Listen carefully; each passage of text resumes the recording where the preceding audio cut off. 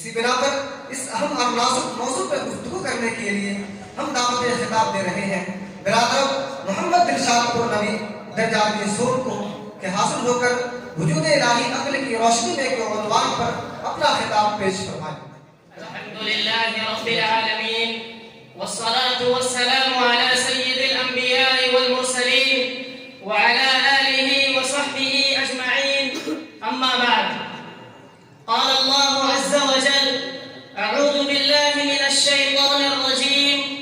بسم اللہ الرحمن الرحیم ولئن سألتهم من خلق السماوات والأرض ليقولن الله قل الحمد لله بل أكثرهم لا يعلمون صدق اللہ العظیم۔ ہر نقش میں وہی جلوہ گر ہے، ہر ذرہ اسی کا آئینہ ہے، تو دیکھنے والی آنکھ تو دے پھر دیکھ کہاں خدا نہیں۔ ارباب دانش و بیش حمد اس ذات اقدس کے لیے جو واحد بھی ہے، واحد القہار بھی، جو اول بھی ہے آخر بھی، جو ظاہر بھی ہے باطن بھی۔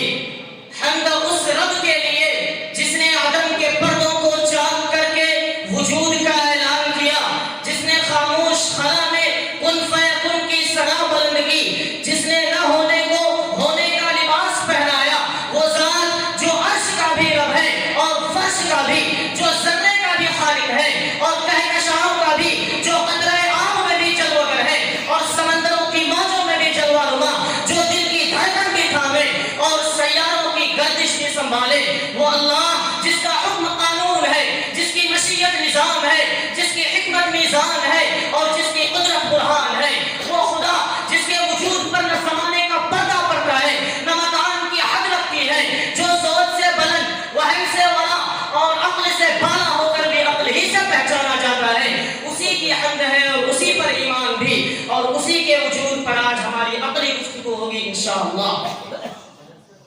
سامعین کرام،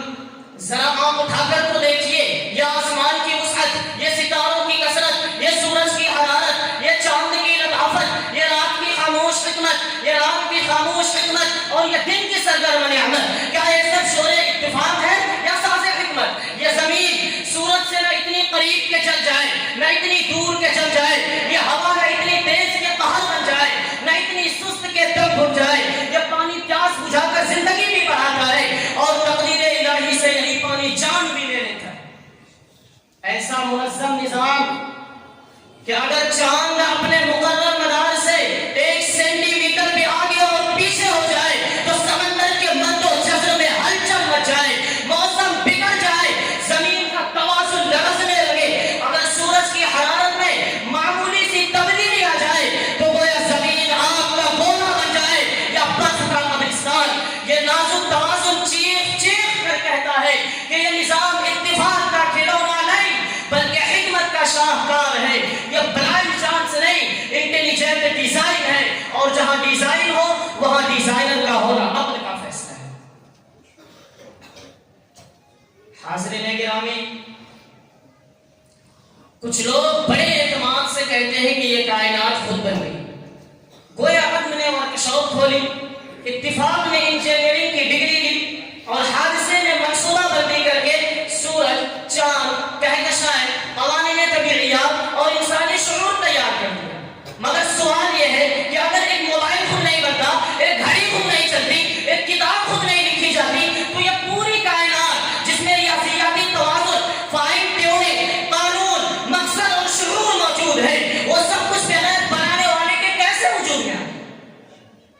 حقیقت یہ ہے کہ یہ کہنا کہ کائنات خود بن گئی دلیل نہیں، ڈھٹائی ہے، فلسفہ نہیں، فسانہ ہے، ریزن نہیں، اریزر ہے، کیونکہ اتفاق نظم نہیں بناتا، حادثہ قانون نہیں لکھتا، اور خود بخود ہونا عقل کی لغت میں کوئی معنی ہی نہیں۔ سامعین کرام، اگر اس کائنات کو شور اتفاق مان بھی لیا جائے تو پھر نظم بے معنی ہو جاتا ہے،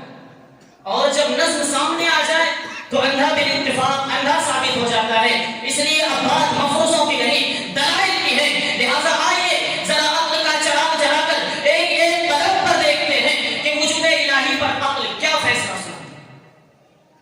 سب سے پہلے عقل کے اس اصول کو سنیے جس پر پوری منطق، پوری سائنس اور پوری فکر انسانی کھڑی ہے۔ عقل کا پہلا بدیہی آفاقی اور ناقابل انکار اصول یہ ہے کہ every effect must have a cause, یعنی ہر حادث کا ایک محدث ہوتا ہے۔ یہ مائی خود نہیں بنتا، یہ ڈانس خود نہیں بنتا، یہ مسجد کی تعمیر خود نہیں ہوتی، یہ کھڑکی خود نہیں بنتی، یہ گھڑی خود نہیں چلتی، تو یہ پوری کائنات، یہ نظم، یہ قانون، یہ توازن، یہ سیاروں کی گردش اور یہ زندگی کا تسلسل، کیا یہ سب خود بخود وجود میں آ گیا؟ عقل اس سوال پر خاموش نہیں رہتی، عقل چیخ ہوتی ہے امپاسبل، irrational۔ دوسری دلیل کریٹڈنیس آف دا یونیورس ہے، یعنی یہ کائنات چینجبل ہے، فائنائٹ ہے، پیریشبل ہے۔ عقل کا صاف فیصلہ ہے جو بدلتا ہے وہ قدیم نہیں ہو سکتا، جو وقت کے ساتھ چلتا ہو وہ اصلی نہیں ہو سکتا، اور جو فنا کو قبول کر لے وہ واجب نہیں ہو سکتا۔ لہذا عقل کہتی ہے کہ کائنات حادث ہے اور ہر حادث کسی نہ کسی خالق کا محتاج ہوتا ہے۔ اسی سے ذہن انسانی پکار ہوتا ہے there must be an uncaused eternal cause۔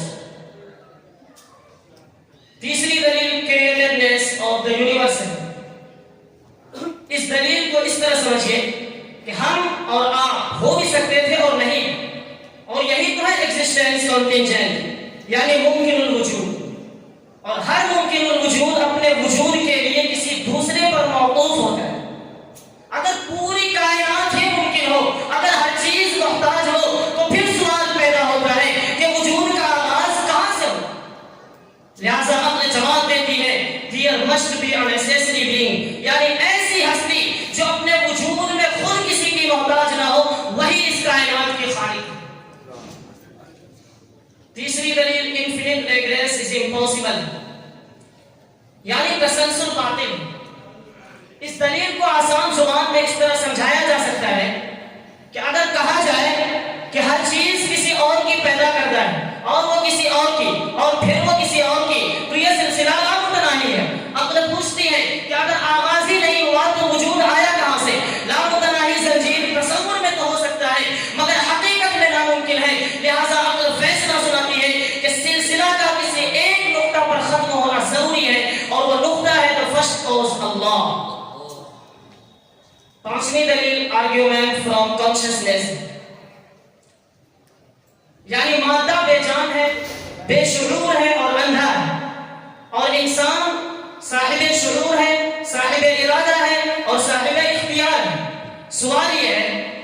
can unconscious matter produce consciousness؟ عقل کا جواب ایک لفظ میں ہے never، اعلیٰ ادنا سے پیدا نہیں ہو سکتا اور شعور بے شعور سے نہیں نکلتا۔ حاضرین گرامی، اب کوئی خلا باقی نہ رہا، عقل بول چکی،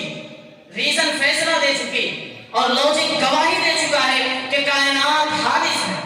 حادث کا خالق ہے، نظم کا ناظم ہے، قانون کا قانون ساز ہے، شعور کا منبع ہے اور اخلاق کا سرچشمہ ہے، اور یہ سب صفات ایک ہی ذات میں جمع ہے اور وہ ذات ہے اللہ رب العالمین۔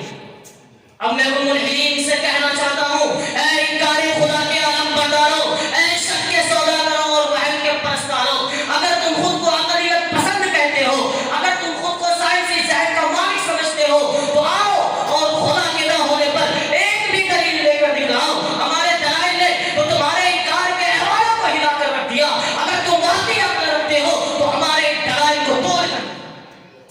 نعرہ نہ لگاؤ، ہنسی نہ اڑاؤ، صرف ایک مثال دو کہ بے علت اثر کہاں پائے گا۔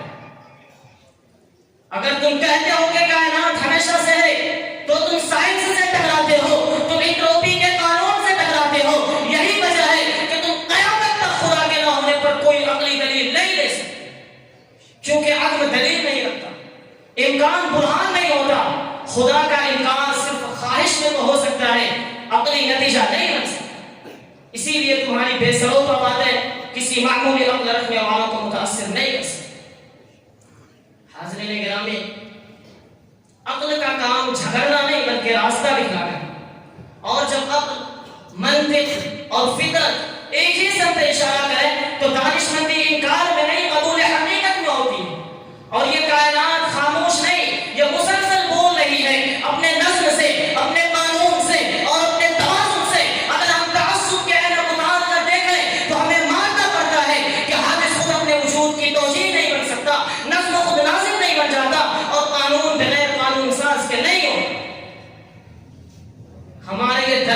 کو نیشہ دکھلانے کے لیے نہیں، بلکہ انسان کو اس کے رب سے جوڑنے کے لیے۔ جو سن لے وہ سمجھدار ہے،